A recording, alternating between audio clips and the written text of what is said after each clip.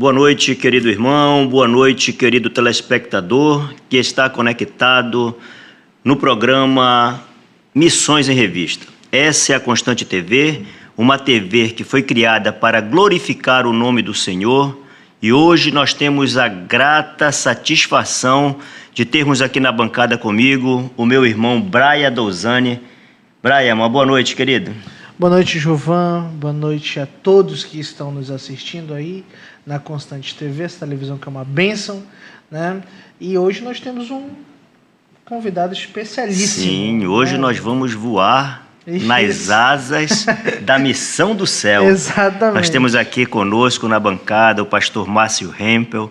Pastor, seja bem-vindo. É uma grande satisfação tê-lo aqui conosco para que o senhor possa deixar os nossos ouvintes e os nossos telespectadores a par do que tem acontecido no campo missionário através da Missão do Céu. Gostaríamos que o senhor se apresentasse, falasse o seu nome, um pouquinho da sua história. Um pouquinho da sua história, pastor. Né? Muito bem. Obrigado pelo convite, obrigado pelo privilégio de poder estar com vocês aqui, né, nesse projeto tão importante, inovador, né? Sim. Sem dúvida. Muito, muito feliz de poder estar com vocês. E então, começamos por mim, pela missão. Pelo Senhor. Então, primeira coisa que o pessoal pensa é que eu sou americano. Eu sempre falo isso. Eu sou sul-americano. Sou natural de Curitiba, criado lá no Paraná. E sou de origem de uma comunidade de imigrantes, né, alemães e ucranianos. Muito comum esse povo lá em Curitiba, né?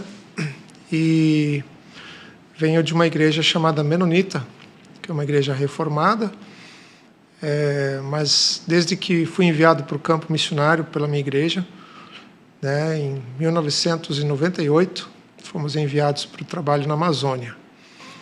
Então, eu já venho de uma formação, fiz a formação teológica lá no Sul e também a formação técnica na área de mecânica.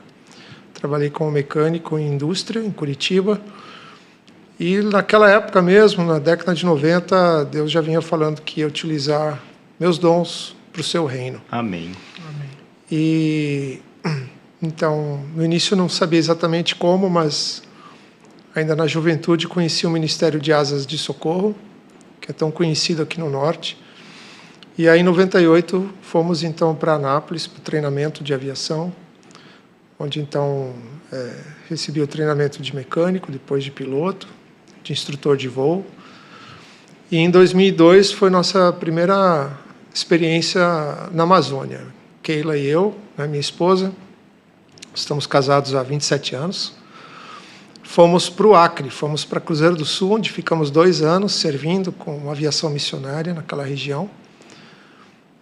Depois retornamos para Anápolis para mais um tempo como instrutor de voo, como chefe da escola. E em 2006 viemos para Manaus. E cá estamos desde então, né? Pastor, e dessa união com a irmã Keila? São quantos filhos aí que o casal tem? Temos 2 filhos, né? Matias nasceu em Goiás, está com 18 anos, fazendo faculdade. E a Larissa nasceu aqui em Manaus, a nossa caboquinha, né? Assim, a gente tem um caipira e uma caboquinha, né? Larissa está com 16 anos, fazendo aí o ensino médio. Graças a Deus. Amém. Amém. E queria entender, pastor, voltando ainda nesse seu ponto, o senhor sempre teve essa aptidão para mecânica, essa paixão pelos aviões? Como é que foi isso? É uma coisa da infância? Né? Alguém lhe influenciou? Como que foi esse despertamento? Coisa com máquina, sim, teve várias influências, né? A aviação veio depois, né? Como consequência, mas lidar com máquinas era algo bem natural para mim, né? Eu desmontava o relógio que ficava em cima da geladeira de casa, montava de novo, consertava as coisas. Eu cresci num lar sem pai, então eu aprendi muito cedo a resolver muitas coisas em casa, né? Sim. A consertar isso, consertar aquilo, e assumi muito cedo, eu sou o filho mais velho, né, posição de homem, pela necessidade, E ainda no ensino fundamental eu entendia que eu ia me aprimorar nessa área. Então eu fiz o curso de mecânica na Escola Técnica Federal, em Curitiba, e fui para a indústria. E sempre gostei muito. Eu trabalhei como projetista de máquinas, a parte de desenho, design, projetos. Fiz milhares de desenhos na minha juventude ali. Até aí o senhor já era cristão, imagina? Sim. Cristão, membro de uma igreja, Sim. trabalhava numa indústria, né? Aqui em Manaus é comum, a gente tem um polo industrial, né? Mas como é que foi essa questão do sentir, eu tenho um chamado missionário? Então, o despertar para um chamado missionário foi um processo, foi literalmente um processo na minha vida. E assim, isso é algo que eu acho que vale a pena compartilhar aqui para que os jovens e os seus pais, principalmente, entendam como nós temos, como pais, agora eu como pai, nós temos uma influência muito grande sobre nossos filhos, e como líderes e pastores na igreja também. Então, Deus utilizou diversas pessoas e circunstâncias para ir me despertando.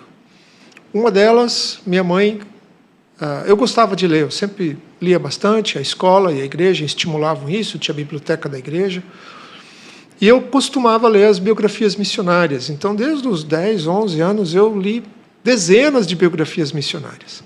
Hudson Taylor. Então, histórias, né? Sim. Eu lembro de diversos, né? E numa dessas eu ganhei da minha mãe também um livro chamado Piloto das Selvas, que conta a história daqueles missionários que foram lá no país do Equador visitar uma tribo. Sim. E acabaram sendo martirizados por essa tribo. Sim, e um deles era o piloto. É uma história muito bem conhecida. Inclusive tem um filme, né? No YouTube, as pessoas podem assistir. O senhor tinha que idade, pastor? 12 anos, mais ou menos. 12 anos. Né? Pré-adolescente. E aquela história me chamou muita atenção. Foi despertando a paixão, né? É uma história forte, né? Muito forte, né? E, enfim, logo depois, né, eu comecei a formação de mecânico com 15 anos. E depois eu tive um contato com a Asa Socorro, que veio fazer um evento lá em Curitiba. Então eu tive um contato mais próximo nesse evento. E a minha igreja, ela, como a Constantinópolis aqui, ela tem uma tradição missionária. Sim. Então eu pude ir em várias ocasiões em projetos missionários da igreja. Nós tínhamos muito foco em Santa Catarina, interior do Paraná. Então a gente visitava congregações. O senhor jovem ainda? Sim, adolescente, jovem. Sim. E aquilo vai fortalecendo essa coisa de missões na nossa vida. E eu lembro de um evento bem marcante. Eu tinha 15 para 16 anos. Foi num retiro de adolescentes e os pastores, os palestrantes, eram os pastores da igreja, eles falaram sobre o desafio de a gente entregar a nossa vida para servir ao Senhor. Retiro lá de 7 de setembro. Acabou o retiro, domingo, segunda-feira eu bati no gabinete pastoral. Falei, então, pastor, estou aqui. O que você quer? O senhor não pregou que a gente era para servir ao Senhor, né? A igreja? Aqui, né? Eis-me aqui. E aí ele me colocou para ajudar num ministério de pré-adolescentes, para discipulá-los. E ali começou esse envolvimento mais próximo com o ensino, né, com o discipulado. Enfim, diversas situações que vão nos colocando, nos dando oportunidades, possibilidades de testar nossos dons, inclusive. Tem que trabalhar na igreja, né? Exato, esse é o ponto. Sendo capacitado, né? A gente nessas entrevistas, aqui nesses podcasts, a gente está sempre chegando no mesmo ponto. Tu percebe, João? Sim. Sobre essa questão principalmente quando a gente fala do jovem, né, que eu me incluo, evidentemente, mas sobre meio que Deus nos pegar trabalhando na igreja local. Eu imagino que o senhor acha isso importante. Sim. Inclusive, diversas vezes nos últimos 30 anos, desde que eu estou no ministério, jovens vêm ao meu encontro e falam assim, olha, mas como é que eu começo e tal? Eu falo assim, a primeira coisa que eu pergunto para ele, o que você faz na sua igreja local? Eu sempre faço essa pergunta. Então, o ministério não vai começar no dia que você pôr o pé na Amazônia, ou no campo missionário, seja África, ou seja onde for. Teu ministério começou ontem, eu falei assim. Sim.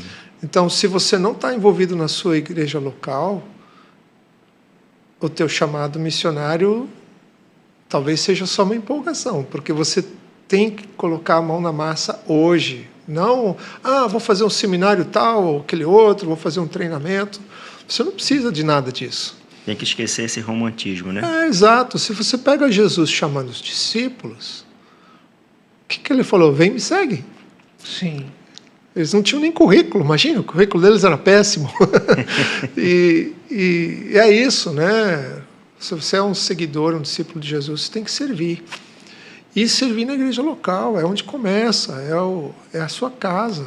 E aí o senhor foi desenvolvendo esse trabalho na Aí igreja virei local. líder de adolescentes, líder de jovens, e daí fui para o seminário. No seminário, eu tive a oportunidade de fazer essas viagens missionárias que a gente faz no seminário. Tive contato com aldeias indígenas, fui para o Mato Grosso.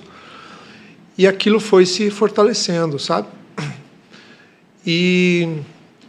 Mas Deus ia colocando circunstâncias na minha vida que não deixavam apagar a chama com relação à Amazônia. Aviação missionária, Amazônia. Sim. Tinha aquela ideia... Aquilo começou a se desejo formar... maior da era de servir missão, aqui. mas tinha um direcionamento. A partir dos 18, 19 anos, a coisa começou a formar um pouco mais de direção, começou a funilar o Sim. caminho. Certo. Né? No início era tudo meio nebuloso. Não, eu vou servir a Deus com meus dons. Só que eu me dou melhor com máquinas do que com pessoas e com palavras. Né? Esse é um grande problema, né? Porque tem pessoas que falam bem, tem pessoas que se expressam. Oratória, né? Tem pessoas que ensinam bem, tem pessoas que lidam bem com gente. E eu lidava melhor com coisas, principalmente como jovem. E aí, mas eu deixei que Deus me colocasse em diversas situações, em diversos contextos de liderança e de ministério. Então, o que acontece. Em 1990, teve um congresso em Brasília chamado Geração 90, que a MPC, Mocidade para Cristo, movimentou. E eu já era envolvido com a MPC em Curitiba. Não sei se você conhece esse ministério, Mocidade para Cristo. Não, eu não MPC. conheço. Mocidade para Cristo. É uma missão focada em jovens, Certo. jovens de ensino médio e faculdade. Eles tinham forte ação em Curitiba, eles estão em Manaus hoje também já. A ABU é mais focada no universitário, a MPC no ensino médio. Né? Enfim, fizeram um congresso, fomos lá, 5.000 jovens, do Brasil todo, o foco era missões. Ótimos palestrantes, e aquilo mexeu muito com a gente. 1990. Caio Fábio, Edson Queiroz, né? No auge desse pessoal. Sim.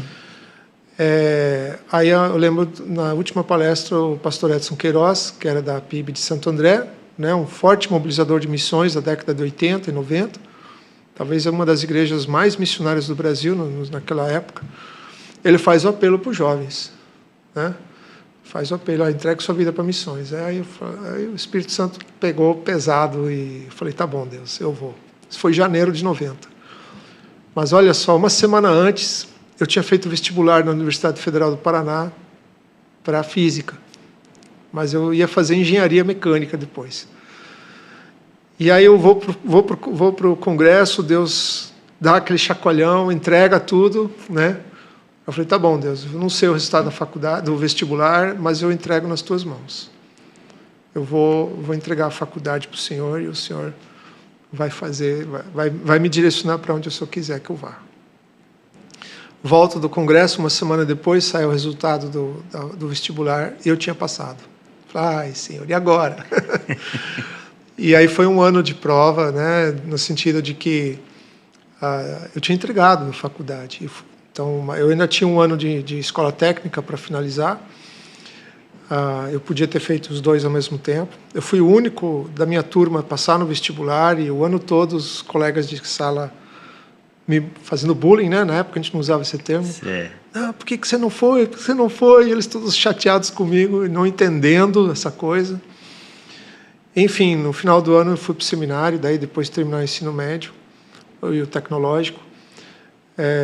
E aí depois, né, fiz o seminário e fui trabalhar na indústria, mas o seminário já focado para missões.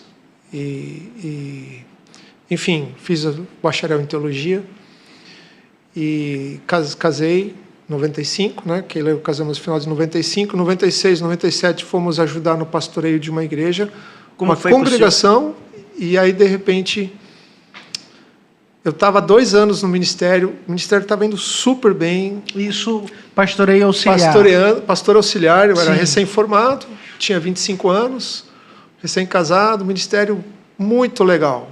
Jovens, adolescentes, criança, música, tudo. Uma boa fase. Nossa, só que eu estava entrando em depressão. E nesse caso, eu me pastor, sentia Jonas na barriga do peixe. nesse caso, o senhor disse que conheceu a irmã Keila, se casaram um dia. E essa questão, como que ela também entendeu esse seu chamado? Ela também tinha esse chamado para missões aqui para a Amazônia? Conte para a gente sobre. Então, esse é outro capítulo interessante. A gente começou a namorar em agosto, mais ou menos nessa época, 94. E depois, com uma semana, eu falei assim, Keila, eu preciso falar uma coisa para você. Eu tenho um chamado para a Amazônia e eu sei que um dia Deus vai me mandar para a Amazônia. Isso vai acontecer, eu não sei quando, mas vai acontecer. Então, se a gente continuar o nosso namoro e ele virar um casamento, que é o nosso propósito, você vai para a Amazônia. Você quer ir mesmo? Aí ela... né? Mas eu tinha que ser honesto com ela, né? Sim, sim.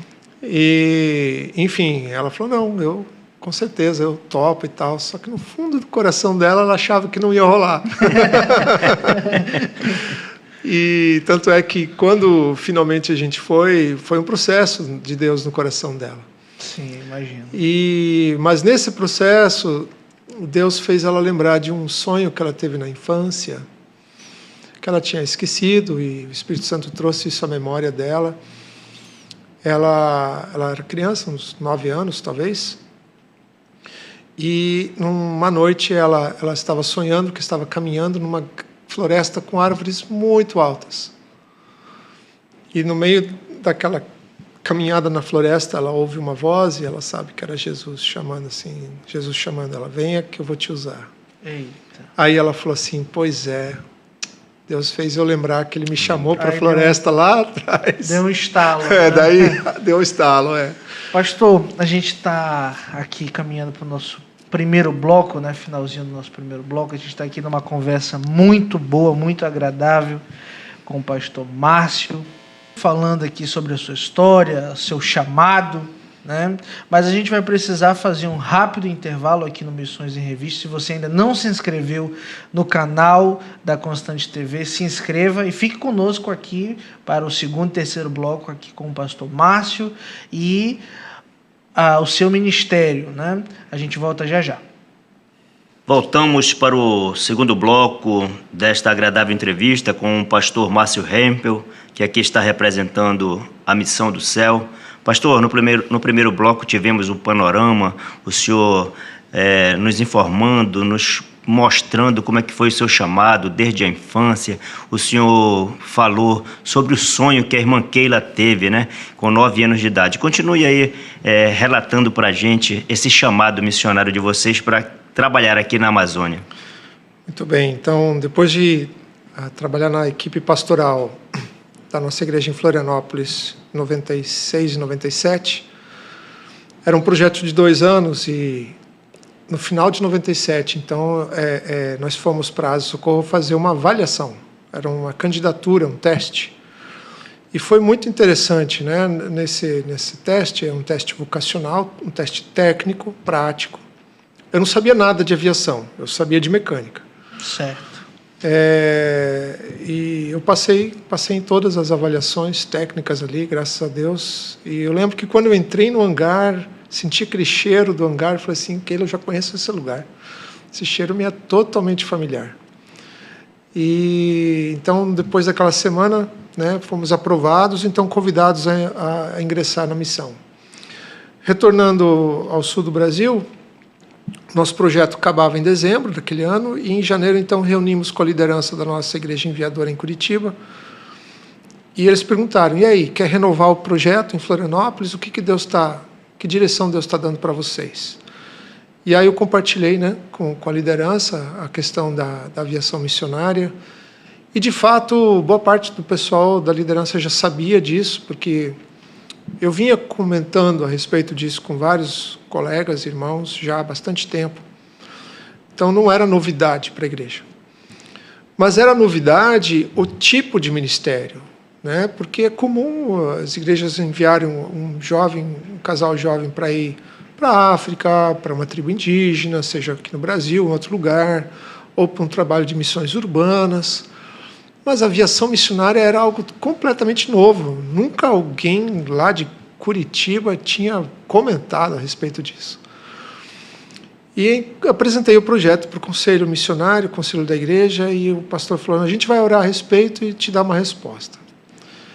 No dia seguinte, o pastor me procurou e falou assim, Márcio, a gente orou e fomos unânimes. Se Deus está chamando vocês, e Deus já vem trabalhando em vocês nisso há tanto tempo, vocês devem ir. E aquilo foi um susto para mim. Eu não esperava essa resposta. Tão rápida assim, né? Falei assim, isso aí vai levar um ano para amadurecer a ideia, para a igreja entender, porque é algo muito exótico, né? Ao contexto do Sul, principalmente. O pessoal não tem noção da Amazônia. Sim. Então, nós nos surpreendemos. Ele falou, só providencie que pessoas assumam suas posições lá na igreja em Florianópolis. Coisa que Keila e eu já fazíamos. Sempre trabalhamos muito com discipulado de jovens. Treinando pessoas. Né? Para tudo. Eu sempre, até hoje, eu sempre penso, para quem que eu vou passar o bastão? Mesmo na missão do céu. Eu estou trabalhando para passar o bastão, o tempo todo. Precisa formar novos líderes, né, pastor? Sempre. A gente precisa trabalhar para um dia nos tornarmos dispensáveis, para que Deus possa nos chamar para irmos adiante, para alçarmos novos voos, né? E deixarmos a gente lá. Em resumo, em 4 meses a gente fez isso. Então, 1º de maio foi nossa despedida, e em junho a gente chegou em Anápolis, né, para fazer o curso de mecânica. Em 98, e no ano seguinte, pilotagem. Em 2001, me formei como instrutor de voo e mecânico, né? Tinha as 2 formações em 4 anos. E aí, em 2002, fomos para o Acre, né? E foi uma experiência marcante, né? E uma mudança de contexto radical, né? Um alemão de Curitiba, branquelo, assim, grandão, e para o meio da Amazônia, naquele calor, o que hoje para mim é rotina, né? Mais de 20 anos nisso já, glória a Deus por isso. Mas é aquela coisa, o chamado tem muita relação com os nossos dons, com as nossas habilidades. Aptidões, né? Exato. Sempre quando a gente olha para a palavra de Deus e vê Deus chamando pessoas, sempre é com aquilo que ela tem à mão. Moisés tinha um cajado quando Deus chamou ele, vai salvar meu povo. O que ele tinha na mão? Um cajado. Né? Quando Jesus chama os discípulos a alimentar a multidão, eles tinham uns peixes e uns pães na mão. Né? E assim, em diversas histórias bíblicas, a gente vê Deus pegando o que tinha na mão da pessoa e usou. Davi catou 5 pedrinhas no rio. Deus faz um milagre com aquilo, né? Enfim, a Bíblia toda repleta de histórias de homens e mulheres que colocaram aquilo que tinham à mão à disposição do Senhor. E o Senhor usou, multiplicou, fez milagres. E essa é a obra missionária. Por quê? No final, é Deus nos usando, né, do jeito que a gente nos capacitando a ir adiante, à medida que a gente coloca as nossas vidas à disposição dele. No Acre, pastor, o senhor já fazia exatamente o que o senhor faz hoje? Como é que era a particularidade lá do Acre? A aviação missionária, né? Bem focado nisso. Hoje a gente faz bem mais coisas. No Acre a gente está falando de que ano? Cruzeiro do Sul, 2002, 2003, comecinho de 2004. Então, vários trabalhos missionários acontecendo no interior. No Acre o senhor está servindo missão Asas de Socorro, né? Sim, mas ali com o avião, né, e a base de operações. E a gente supria as demandas de transporte e suprimentos, né, de fornecer suprimento e socorro para mais ou menos 8 postos missionários que ficavam na selva, missionários principalmente da Missão Novas Tribos, e algumas igrejas batistas que têm um trabalho no Rio Juruá, nos municípios ali. Então, fazia tudo, a manutenção, voo, administração, era só eu e aquilo, mais ninguém. Então foi uma carga bem pesada, né? Levou a gente também ao burnout no final, mas muito gratificante, né? Muito gratificante, porque a gente via que se não fosse aviação, o trabalho missionário não tinha condições de acontecer lá, como ainda é em muitos lugares, inclusive lá. E quanto tempo que vocês passaram lá, pastor? Lá foi 1 ano e meio, assim, contando da data de chegada e saída, né? E agora, aqui em Manaus, desde 2006, o trabalho é bem mais amplo. Primeiro, geograficamente, porque antes era só o oeste do Amazonas e o Acre. Geograficamente, uma região bem menor. Agora, geograficamente, é a Amazônia toda. A gente serve hoje do Amapá ao Acre, de São Gabriel da Cachoeira até Rondônia. Então, a gente está em todo canto hoje, né? Servindo muito mais ministérios e com diversos projetos novos.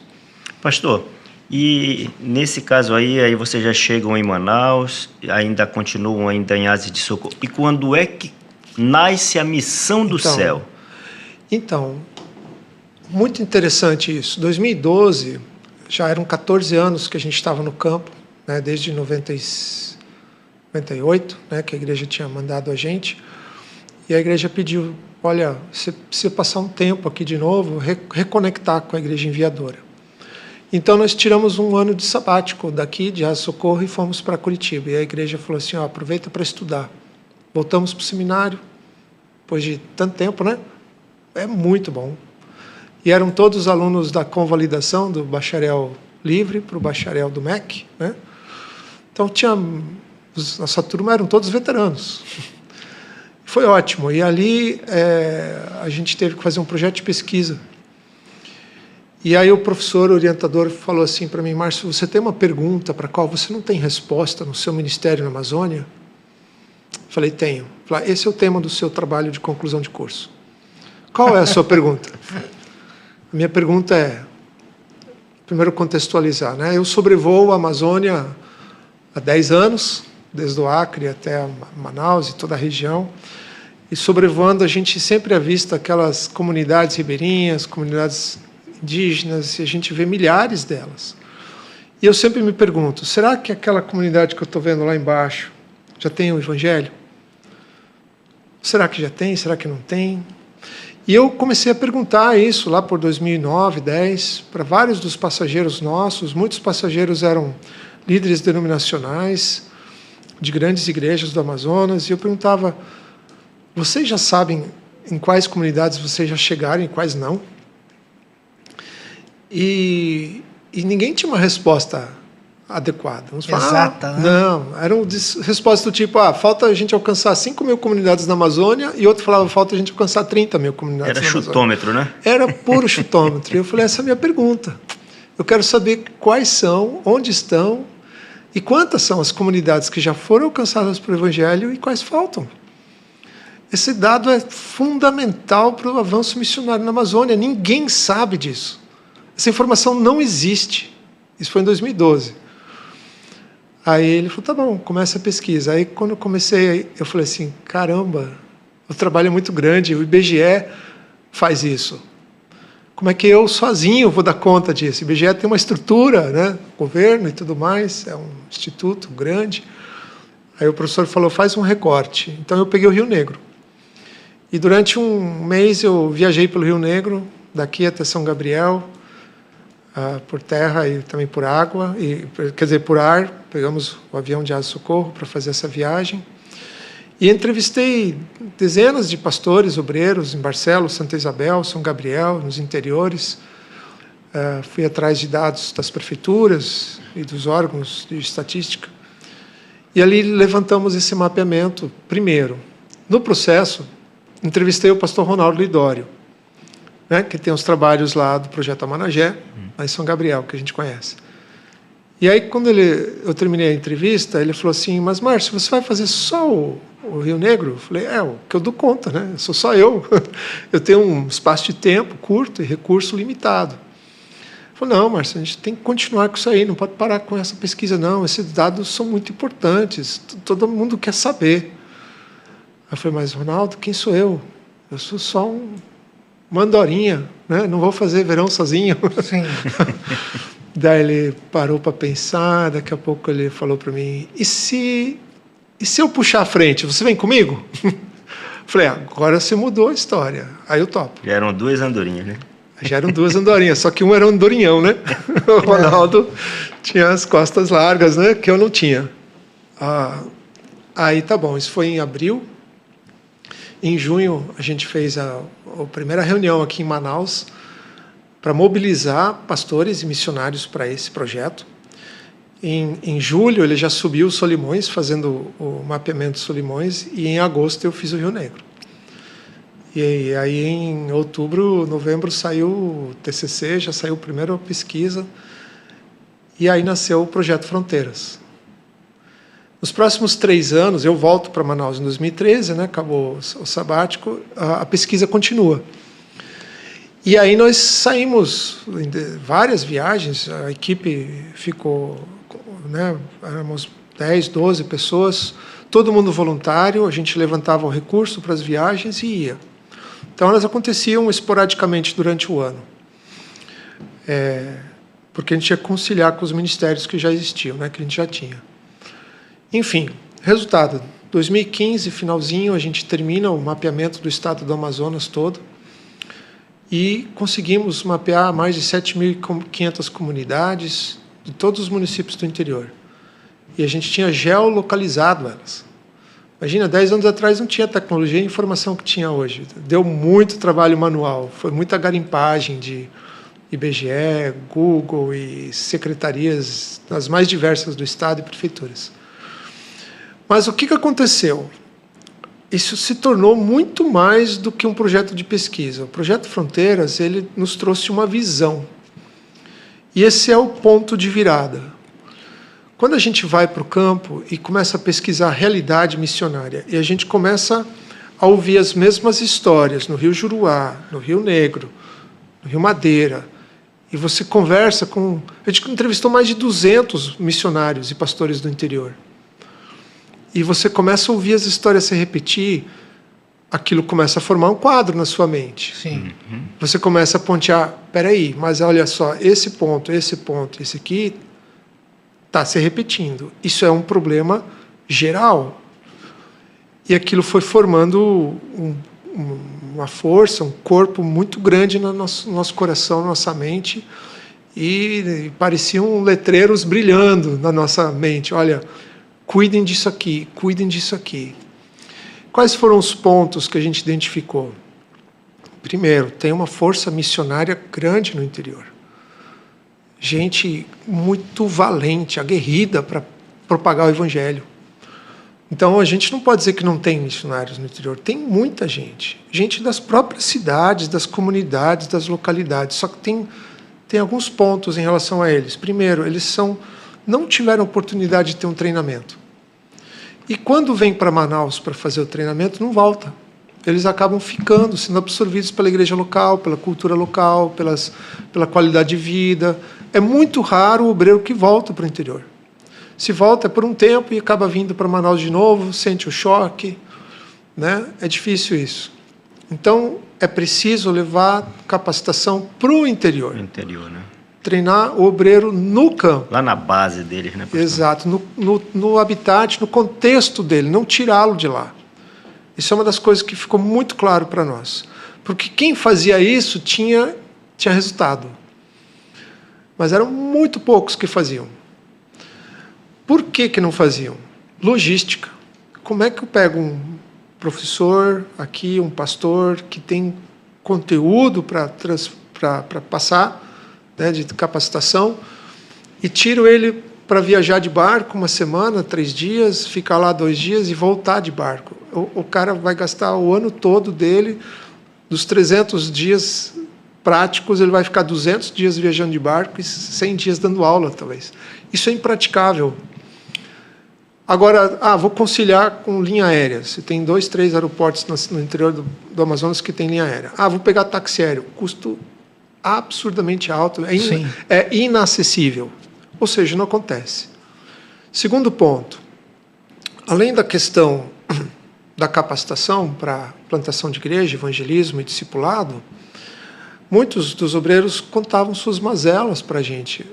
Era a oportunidade de ele desabafar, contar suas dificuldades, a sensação de abandono de campo, a sensação de que ele estava sozinho, e como era importante alguém falar, dar voz para eles, olha, contem aí fora para que as pessoas venham nos ajudar. E isso nos despertou para o cuidado missionário, que é outro ministério que a missão faz. Que é o acolher, no caso, pastor? É o ministério acolher. Depois a gente vai falar mais sobre ele. Mas está entendendo a visão? Sim, sim. Outra coisa que a gente aprendeu. No projeto de pesquisa, uma das perguntas, a gente tinha parceria com a Rádio Transmundial e com a HCJB, a Voz dos Andes. Eles falam assim, perguntem para as pessoas se eles ainda ouvem as nossas rádios. Porque até a década de 90, a audiência dessas rádios cristãs, né, que vinham por ondas curtas, ondas médias, lá de Quito ou do América Central, era muito grande a audiência. E a gente viu que nos anos 2000 isso foi diminuindo, e eles queriam saber. Isso, rádio... Rádio Transmundial. Sim. E a Rádio HCJB, a Voz dos Andes. Entendi. Pastor, a gente está aqui no finalzinho do nosso segundo bloco.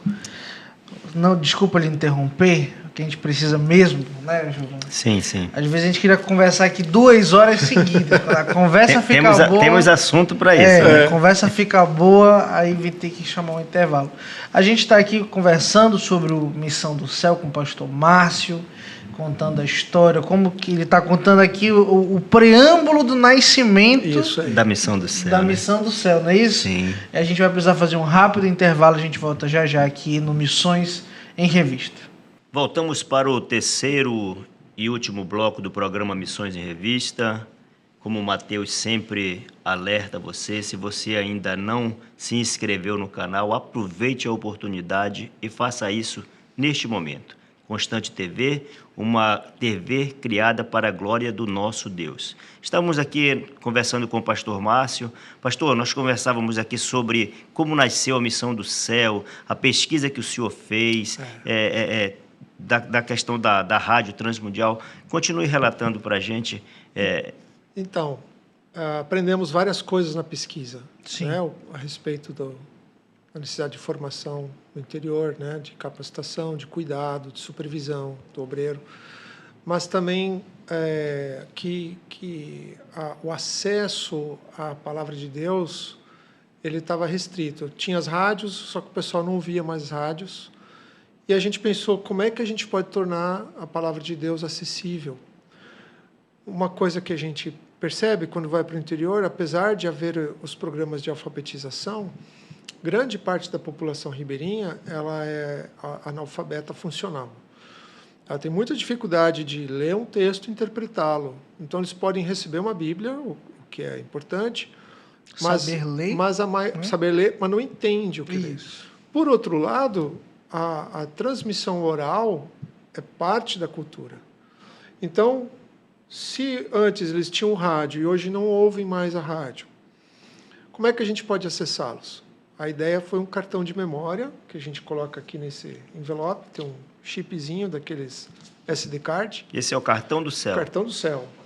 Então, a gente já distribuiu mais de 7 mil deles. Tem a Bíblia em áudio, tem o filme Jesus, tem documentário Tetelestai, tem 1.500 horas de programa de rádio das rádios evangélicas lá que atuam para essa população. Então, o ribeirinho recebe, põe no seu celular, porque hoje todo mundo tem celular, mesmo o ribeirinho. A gente pousa na aldeia hoje e a gente que é fotografado, não é a gente que fotografa mais. E aí a gente tem recebido muito retorno disso, né? Pessoas que têm ouvido a palavra, porque a fé vem pelo ouvir. Sem dúvida. Né? E aí, então, a gente foi aprendendo essas coisas. Esse é o ministério também que a Missão do Céu tem, né? Ministério, a palavra vem pelo ouvir, né? A gente chama isso de ferramentas ministeriais, porque a gente buscou parceiros que pudessem fornecer isso, desenvolver esse projeto. Então, o que acontece? O Projeto Fronteiras, que é a pesquisa macro, certo, ela começa a trazer essas coisas à tona e forma uma visão. E a gente começa a compartilhar isso com lideranças de denominação, de igreja e de missões. E é interessante que a gente não encontrou eco. A gente não encontrou uma organização que falasse assim, a gente vai abraçar essa visão. E aquilo foi incomodando a gente, e até que Deus usou alguns irmãos e falou assim, olha, Márcio, quando Deus dá uma visão para uma pessoa, é para a pessoa. Não é para ela passar para outra pessoa, no sentido de pedir para que outra abrace a visão que Deus deu a vocês. Sim. Então, esse grupo que desenvolvia o Projeto Fronteiras, uma parte desse grupo, então nós demos início à Missão no Céu. Então, ela baseado na visão que o campo gritava para nós. O campo falava assim, olha, isso aqui é a necessidade do campo missionário. Tinha uma demanda. Né?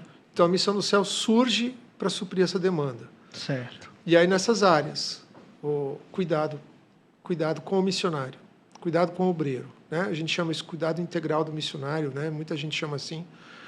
E aí a gente começa a desenvolver alguns ministérios, como o Acolher. Nós temos 2 braços do Acolher. Um é voltado para o interior. Então, nós temos hoje um treinamento chamado Cuida de Ti Mesmo, que é uma capacitação que a gente vai em loco e capacita um grupo de obreiros, treina eles a cuidarem de si espiritualmente, emocionalmente, fisicamente, familiar, educacional e financeiro. Então, são 6, 7 palestras, né, e um tempo de conversa, em que em 2 dias, 3 dias, dependendo do movimento do grupo, a gente dá essa capacitação para que ele persevere, ele permaneça no campo. Outro braço do Acolher é aqui em Manaus. A gente tem uma clínica de saúde mental e emocional e espiritual lá no nosso escritório, um ambiente para cuidado. Tem psicólogo, conselheiro cristão, né, aconselhamento bíblico e psiquiatras que atendem missionários, obreiros, pastores e suas famílias, né, para que eles possam ter suas questões emocionais e espirituais tratadas e perseverem ou voltem para o campo. Temos parceiros, por exemplo, o Ministério Fermata, que é um ministério que promove um retiro de obreiros de 3 dias, fecha um hotel, fecha um lugar numa cidade, a gente reúne os casais de pastores e obreiros missionários da região e gasta 3 dias cuidando deles. É um retiro espiritual de renovação da vida dessas pessoas. Fortalece o casamento, fortalece a família, fortalece a vida espiritual, a intimidade com Deus dos pastores. Então, a gente já tem feito vários desses eventos na Amazônia. Se Deus quiser, em novembro, a gente vai estar em São Gabriel da Cachoeira e em Maués. Esse é o nosso projeto. Amém. Cuidando lá de obreiros da região. Então, essa área do cuidado. A ideia é ir até o interior, abençoar, investir na vida deles para que eles perseverem, continuem, não abandonem o campo. Isso até então não tinha. A nível interdenominacional e interagência, não. Era comum agências cuidarem de seus obreiros e igrejas, eventualmente, cuidarem de seus missionários. O fenômeno mais comum é a igreja enviar missionário e deixar ele no campo. Eu ouvi muita história de pastores assim, eu estou aqui há 10 anos, nunca minha liderança veio me visitar, nunca veio ninguém me dar um apoio, eu estou aqui sozinho no campo há 10 anos. Eu lembro de uma história que o Ronaldo Lidório conta, justamente isso do seu João, né? Que ele chegou numa tribo indígena, ele imaginava que não tinha missionário lá, chegou, seu João estava lá, e seu João pegou e disse assim, eu creio que a minha igreja nem sabe que eu estou aqui. Pois então, é justamente isso. Ou às vezes sabe, enviou, prometeu que ia cuidar, mas acabou não... Depois que o missionário sai, ele é esquecido. Né? É muito comum isso. E aí, a área de capacitação, a gente também busca parceiros que desenvolvem isso. A gente precisa inventar a roda. Quanta gente já capacita obreiros, pastores? A gente só busca alguém que tenha um modelo que seja aplicável para o contexto amazônico. Então, hoje a gente tem parceiros que desenvolvem na África, treinamento de plantação de igrejas e vem para a Amazônia. Os contextos são similares. Comunidades isoladas, né? Baixa alfabetização. Então, a gente desenvolve... Pobreza, né? A gente traz esse pessoal para ministrar o treinamento aqui. Então, 2 vezes por ano, a gente faz essa... Tudo isso pela Missão do Céu. A gente intermedia, né? Tem uma frase que a gente usa na Missão do Céu: a gente não faz nada sozinhos. Sim, sim. A gente faz tudo em parceria. A gente não inventa a roda, a gente só leva a roda para o lugar certo. Né? Então, o que acontece? A pesquisa não parou, a pesquisa continua. A gente vai atualizando os dados. Então, muita gente chega para nós e fala assim: Márcio, onde é que estão os não alcançados? E a gente pode dar dicas. Olha, naquela região lá, a gente tem pouca informação. Vamos dar uma espiada lá, dar uma pesquisada lá. Ou, às vezes, a gente tem informação: olha, ali a presença missionária é bem baixa. Vamos lá. E, às vezes, a gente faz a primeira viagem com eles. A gente faz viagem de prospecção.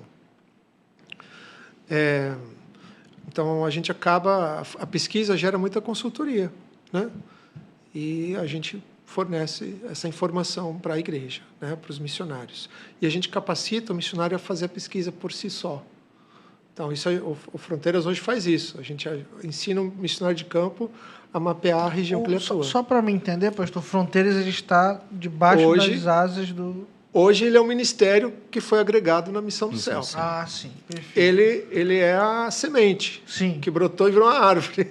Claro. Só que ele é um dos frutos dessa árvore. Entendi. Porque a gente entende que informação é fundamental para você saber para onde que você tem que ir. Sim, não. Isso né? É básico. Básico, né? E a gente, como evangélicos, a gente falha muito nisso, né? Acaba não fazendo. Não, e às vezes a nossa própria igreja local, ela falha muito nesse sentido de eu estou localizado num bairro, né? Qual é a população desse bairro? Qual é a renda dessas pessoas, né? Como é que é? Isso é um trabalho de pesquisa, né? É o campo isso, né? Famílias, quantas famílias aproximadamente não tem o pai em casa, a sua mãe? Qual o perfil, né? Qual o perfil? Né? Então, o Fronteiras faz isso. A gente levanta dados sociais das comunidades.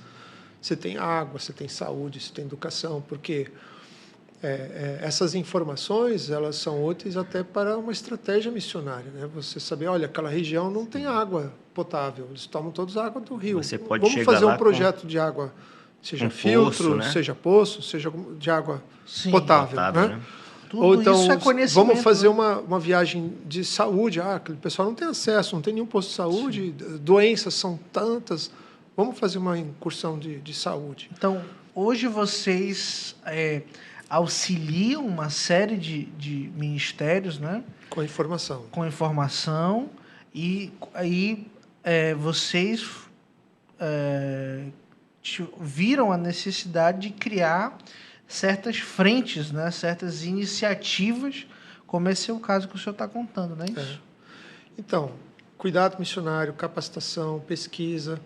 E aí as ferramentas, como chegou o Cartão do Céu, e com isso, mais tarde, chegou a parceria com o Ministério A Fé Vem Pelo Ouvir, que são os Proclaimers, que são os os MP3 players, né, esses aparelhos que têm já a Bíblia em áudio, com painel solar. Então, onde não tem o celular, localidades que não tem o celular, não tem energia elétrica, você tem o aparelhinho de áudio com painel solar e você tem a Bíblia gravada.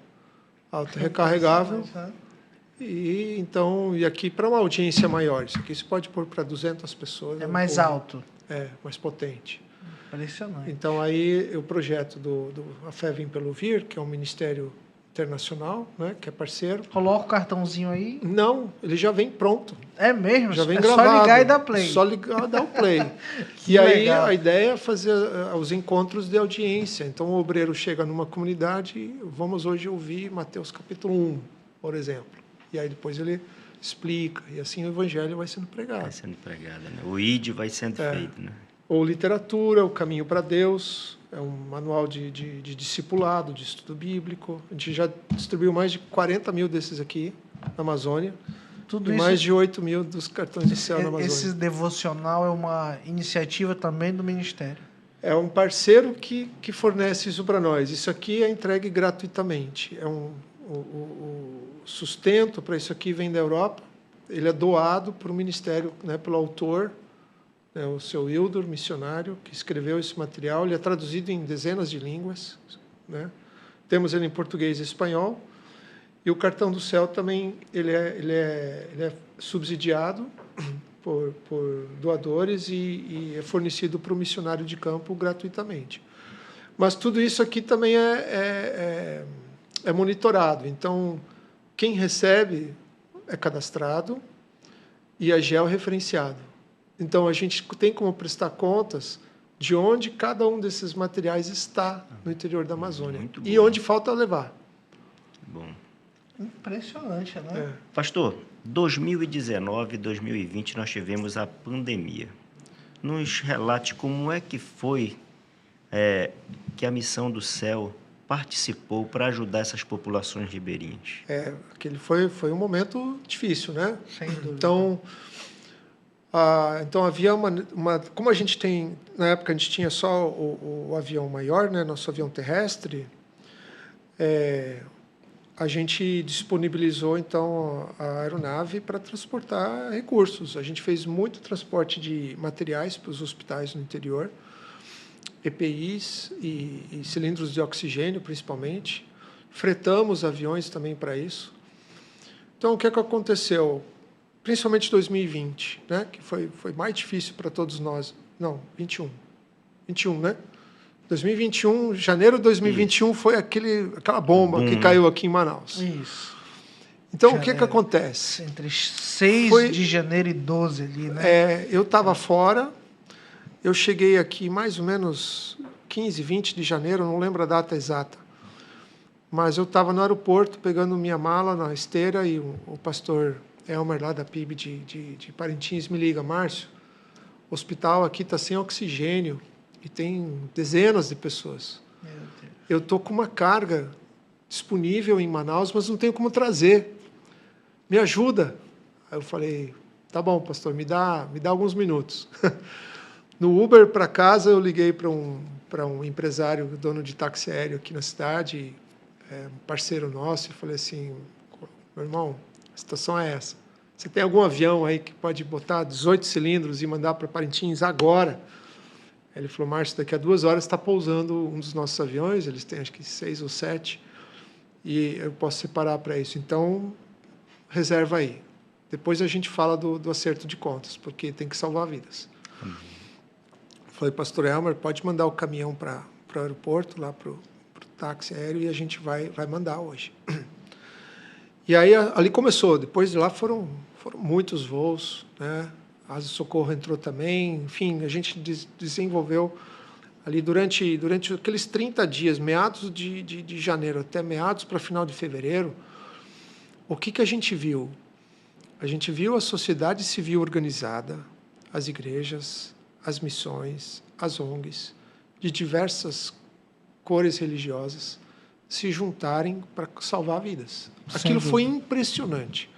Enquanto a gente percebia o Estado, estadual e federal, meio perdido, tentando se achar para o que fazer, tentando se organizar, né, batendo cabeça entre a autoridade federal, estadual, municipal, não sabia direito aí, manda, né? Quem manda, quem desmanda.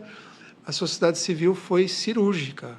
A gente viu todo mundo se mobilizando, criou-se essa network, essa rede de conexão, de contatos, e muita gente foi salva. E nós fomos mais um grupo nesse universo. Amém. Pastor, a gente está caminhando para o final.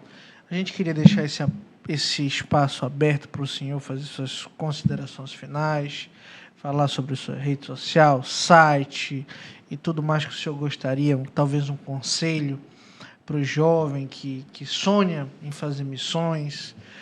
Às vezes, nem todo mundo nasceu para voar igual o senhor, né? Cada um tem que ir na sua vocação, aptidão, né? Para aquela pessoa, Braia, que deseja conhecer a Missão do Céu, saber também, aonde ela está localizada. A gente Muito bem. Compartilhe. Deixa o espaço aberto para o senhor. Então, começamos a Missão do Céu efetivamente fundada em 2015. Em 2016 chegou a aeronave, éramos 2 pessoas, eu e o ADM, o administrador.